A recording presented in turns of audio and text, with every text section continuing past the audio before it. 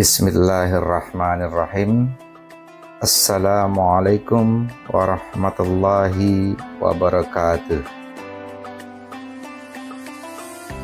Halo sahabat belajar Manjulas, apa kabar semuanya? Semoga selalu dalam lindungan Allah Subhanahu wa Ta'ala. Selamat datang di channel Belajar Bahasa Arab bersama sahabat belajar Manjulas, di mana pada video pembelajaran kali ini kita akan membahas salah satu materi dalam ilmu balaghah, yaitu iqtibas. Apakah yang dimaksud dengan iqtibas? Kita bahas sama-sama.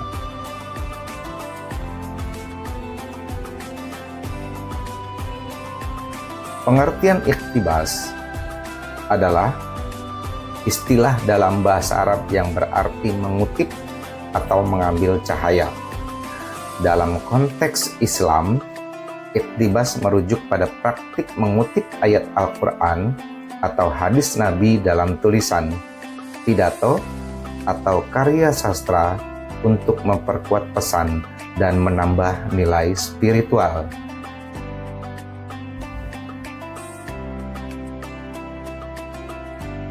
Apa sih tujuan dan fungsi iqtibas?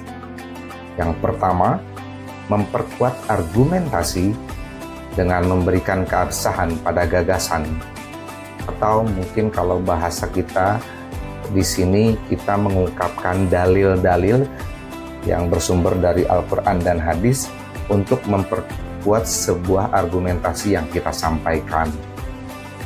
Yang kedua, memberikan inspirasi untuk memperkuat pesan moral atau hikmah dalam suatu pembicaraan. Kemudian yang ketiga, meningkatkan nilai estetika, yakni memperindah karya sastra atau juga seni.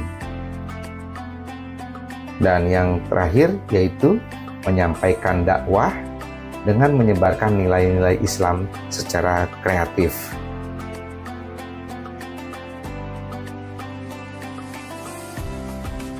Iqtibas terbagi kepada beberapa jenis. Baiklah, di sini dijelaskan iqtibas ada dua. Yang pertama, iqtibas langsung, yaitu mengutip ayat atau hadis secara utuh. Jadi ketika seseorang atau katakanlah kita berbicara yang berkaitan dengan hal-hal menyangkut dengan sikap, keagamaan, kemudian hikmah, di sini mengutip salah satu ayat, di mana ayat tersebut dikutip secara utuh, yaitu sebuah ayat Al-Quran atau mungkin hadis. Nah, di sini contohnya ada salah satu ayat dari Quran surat Al-Insyirah ayat 6 yang berbunyi Inna ma'al usri yusra. Jadi ayat tersebut utuh gitu. Nama ini disebut sebagai iqtibas langsung. Yang kedua, iqtibas tidak langsung, yaitu menyampaikan ide atau nilai secara parafrasa. Artinya sebuah ayat dimasukkan dalam sebuah kalimat yang terungkap untuk mendukung atau bahkan yang seperti tadi kita jelaskan dalam tujuan dan fungsi iqtibas itu untuk memperindah, juga mempercantik, bahkan memperkuat sebuah argumentasi. Di sini ada kalimat yang berbunyi fi zulmati ya'tin nuru liyudzakkira annahu ma'al usri yusra. Sekali lagi, fi zulmati ya'tin nuru liyudzakkira annahu ma'al usri yusra. Nah, kalau kita fokus pada bagian akhir kalimat tersebut ada ma'al usri yusra. Nah, ini adalah bagian dari potongan ayat Al-Quran surat Al-Insyirah ayat 6. Tapi karena masuk dalam sebuah parafrase atau kalimat itu, kalimat tersebut dipercantik dengan potongan ayat tersebut. Tujuannya apa? Untuk memperkuat dan mempertegas bahwa apa yang disampaikan itu sesuai dengan apa yang Allah firmankan dalam Al-Quran. Kita lanjutkan. Contoh penggunaan iktibas. Yang pertama, dalam sebuah pidato, biasanya seseorang yang ketika menyampaikan pidato, baik itu ceramah atau mungkin khutbah, itu pasti disampaikan juga di depannya setelah muqaddimah itu ayat Al-Quran ataupun hadis yang berkaitan dengan tema yang akan disampaikan dalam sebuah pidato, ceramah ataupun khutbah. Kita ambil contoh, saya buat muqaddimah dalam sebuah katakanlah ceramah yang kemudian nanti disambungkan dengan iktibas, di mana iktibasnya ini sesuai dengan yang saya tampilkan pada video ini. Bismillahirrahmanirrahim. Assalamualaikum warahmatullahi ta'ala wabarakatuh. Hamdanillah wa syukranillah, salatan wa salaman ala sayyidina Muhammadin abdillah wa ala alihi wa sahbihi wa mawalah, amma ba'd. Qala Allah ta'ala fi suratil alaq, Iqra bismi rabbikal ladzi khalaqa, khalaqal insana min 'alaq, Iqra wa rabbukal akram, alladzi 'allama bil qalam, 'allamal insana ma lam ya'lam. Wa qad athbata al hadits an-nabawiyyu, maaf saya ulangi, wa qad athbata al hadits an-nabawiyyu ahammiyatal ilm. Qala Nabi sallallahu alaihi wasallam, talabul ilmi faridatun ala kulli muslim, rawahu Ibnu Majah. Ya, frase yang tadi saya ungkapkan adalah sebuah muqaddimah, ceramah atau pidato, di mana di bagian akhirnya itu tersampaikan sebuah kutipan Al-Quran, ayat Al-Quran dan juga hadis. Nah, kutipan tersebut dinamakan sebagai iktibas, di mana iktibas juga bisa digunakan dalam pidato, ceramah, atau juga khutbah. Bisa lanjutkan.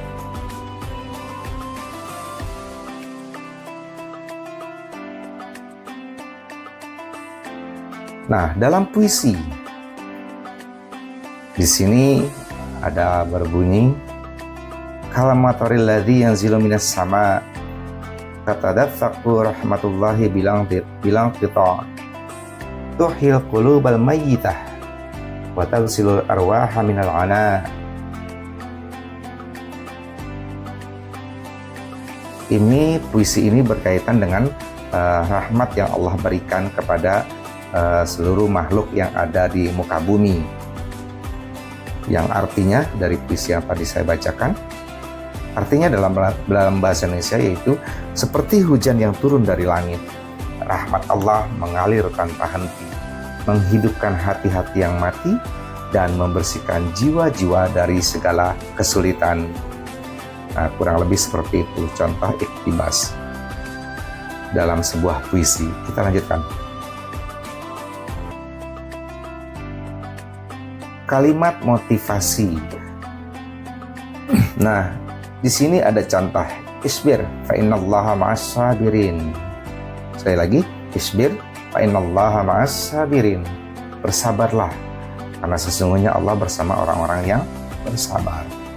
Nah, ini adalah sebuah kalimat motivasi yang didukung dengan tambahan iktibas di belakangnya untuk menyampaikan atau memperkuat kalimat tersebut, di mana kalimat tersebut di dalamnya mengandung hikmah-hikmah sesuai dengan ayat Al-Quran, di mana berkaitan dengan kesabaran yang harus selalu kita jaga dalam menghadapi suatu permasalahan, di mana Allah mengatakan dalam Al-Quran, innallaha ma'as sabirin.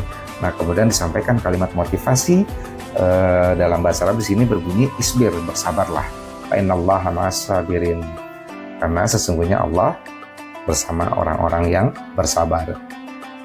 Lanjutkan. Ya, sebelum kita masuk kepada jenis iktibas yang lainnya,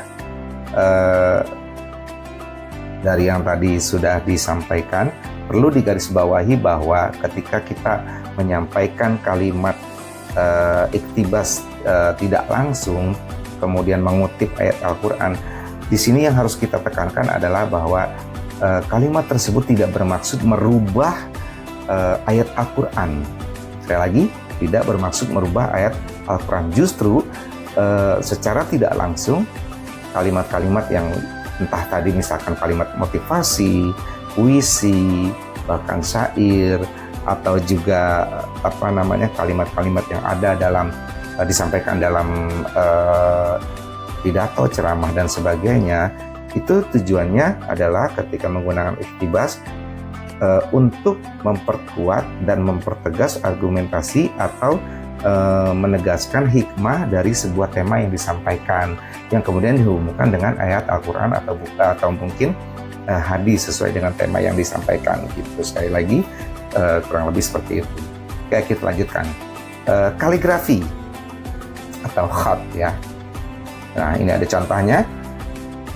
Barisan kaligrafi di mana di dalamnya tertulis Asmaul Husna yang berjumlah 99 yang berkaitan dengan secara definisi dikatakan Asmaul Husna adalah nama-nama yang mewakili sifat Allah. Ya, kita lanjutkan. Baik, kaitannya dengan kaligrafi. Mungkin ada baiknya kita bahas sedikit tentang khat atau kaligrafi, di mana umumnya kita mengenal kaligrafi itu sebenarnya secara bahasa adalah tulisan indah. Namun perlu diketahui juga kaligrafi tidak hanya ada dalam bahasa Arab, tapi juga ada tulisan-tulisan lain dari bahasa lain yang dibuat seindah mungkin untuk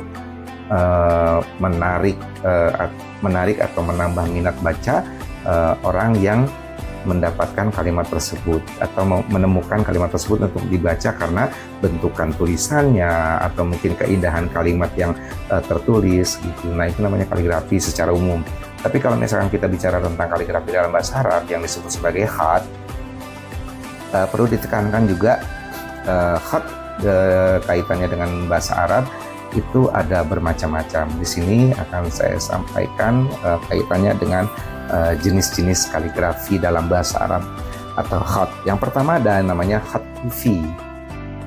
Nah, khat kufi itu secara ciri umumnya adalah tulisan bahasa Arab yang dibentuk sedemikian rupa dan biasanya dipenuhi dengan garis-garis tegak atau mungkin melintang, dan itu lurus, namun tidak mengurangi esensi dari inti tulisan tersebut.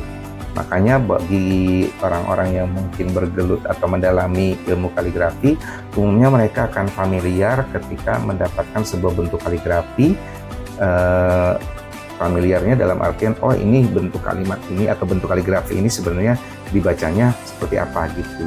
Nah, di sini ada kita bisa lihat di tampilan video ini di sebelahnya ada contoh dari khat kufi yang sebenarnya ini adalah bersumber dari Quran surat Nun Al-Qalam ayat 4. Kaligrafi ini adalah karya dari Isyam Abdul Fattah yang berbunyi Bismillahirrahmanirrahim wa innaka la'ala khuluqin azim.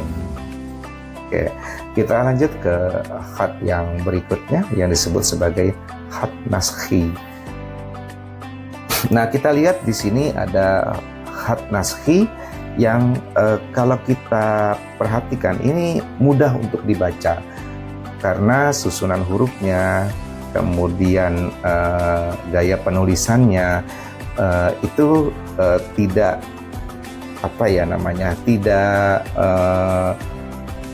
mengganggu atau mungkin bisa dikatakan tidak menantang kita untuk paham bentukan kalimat-kalimat sebenarnya ini apa. Tapi dari susunannya sudah jelas karena hurufnya tidak berubah menjadi bentuk yang tadi seperti khat kufi dan seterusnya, karena seperti sesuai tulisan Arab secara umumnya, tapi mungkin hanya saja diperindah dengan bentukannya yang lebih rapih, makanya disebut sebagai khat naskhi. yang kalau bahasa kita mungkin boleh dikatakan kaligrafi naskah gitu. Yang namanya naskah berarti tulisan, di mana tulisan ini dapat dibaca dengan mudah. Kaligrafi ini yang saya tampilkan ini adalah karya dari kaligrafer bernama Abbas Baghdadi. Kita lanjutkan pada jenis khat berikutnya, itu khat Farisi atau nastalik. Nah, di sini ada contohnya. Mungkin buat kita atau orang-orang yang familiar dengan bahasa Arab ya, itu akan sedikit lebih mudah membacanya karena di sini masih lebih katakanlah masih bisa dideteksi ini kalimatnya bacaannya apa. Tapi saya bantu kalimat kaligrafi tersebut sebenarnya berbunyi kullu ilmin laisa fil qirtasi da wa kullu syarrin jawazal itsnaini sya, yang artinya semua ilmu yang tidak ditulis di kertas akan hilang, semua kejahatan yang terulang 2 kali akan tersiap. Nah, kurang lebih seperti itu. Ya, kita lanjutkan pada contoh khat atau jenis khat berikutnya, yaitu khat sulus. Ya, nah ini banyak kita temukan juga pasti bentukan-bentukan seperti ini ya. Sulus di atas ini merupakan sulus jali karya Daud Bektashi, dibentuk secara murakab atau bertumpuk atau bersusun merapat, yang kalimat aslinya adalah Quran surat Al-Ahzab ayat 40 yang berbunyi Bismillahirrahmanirrahim, maka Muhammadun aba ahadim mir rijalikum walakin Rasulullah wa khataman nabiyyin wa kana Allahu bikulli syai'in alima. Nah, jadi bentukan kaligrafi ini dia itu murakab ya. Kita bisa lihat dia hurufnya tersusun-susun, atas bawah bahkan bertumpuk-tumpuk ya. Tapi tidak mengurangi esensi dari apa yang disampaikan dari ayat tersebut. Mungkin buat orang-orang yang familiar dengan kaligrafi atau mungkin familiar dengan bahasa Arab akan sedikit lebih mudah membacanya. Kita lanjutkan. Nah, jenis khat berikutnya, khat diwani. Ya, khat diwani umumnya dia akan membentuk benda-benda tertentu, namun tidak mengurangi, sekali lagi tidak mengurangi esensi dari isi kaligrafi atau ayat yang dibentuk pada khat tersebut. Dalam hal ini adalah khat diwani. Nah, karya di atas merupakan atau karya yang tampil di sini merupakan dari karya Abad yang berisi petikan ayat Al-Quran surat An-Nisa ayat 10. Bismillahirrahmanirrahim. Innalladzina ya'kuluna amwalal yatama zulman innama ya'kuluna fi butunihim nara wa sayaslawna sa'ira. Nah, kurang lebih seperti itu. Kita lanjutkan. Khat riq'ah. Nah, ini sudah pasti umumnya orang bilang khat riq'ah itu pasti gundul. Ya, dia tidak dilengkapi dengan harokat. Ini merupakan karya dari Abdurrahman Yusuf Hamid yang berisi petikan hadis Nabi tentang Sayyidul Istighfar. Kita lanjutkan.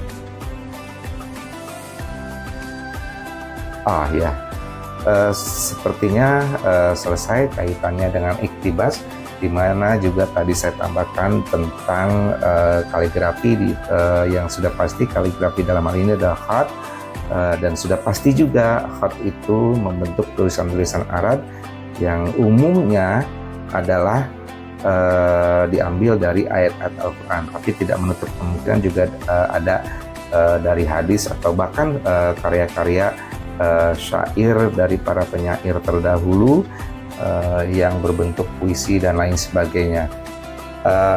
Perlu digarisbawahi juga, atau mungkin anggaplah ini sebagai sebuah informasi tambahan, tidak sedikit tempat-tempat ibadah bagi kita umat Islam, baik itu musala atau masjid, yang di dalamnya dihiasi dengan tulisan-tulisan kaligrafi untuk menambah keindahan dan mempercantik ruang ibadah, yang juga akan menambah kekhusyuan kita dalam bertafakur ketika duduk di dalam masjid, di mana dinding-dindingnya dihiasi dengan tulisan-tulisan kaligrafi. Mungkin buat kita atau mungkin buat orang-orang yang familiar dengan bahasa Arab akan sedikit lebih mudah membaca segala jenis khat atau membaca kaligrafi dari berbagai jenis-jenis khat. Ya, demikianlah bahasan tentang iktibas. Terima kasih sudah mampir pada channel Sahabat Belajar Manjulas. Semoga apa-apa yang kita pelajari pada kesempatan kali ini bermanfaat bagi kita semuanya. Jangan bosan untuk terus belajar. Saya juga ucapkan banyak terima kasih. Mohon bantuannya untuk subscribe dan like video dari channel Sahabat Belajar Manjulas ini. Jazakumullah khairan katsira. Sampai jumpa pada video pembelajaran lainnya. Wallahu muwaffiq ila aqwamit thoriq. Assalamualaikum warahmatullahi wabarakatuh.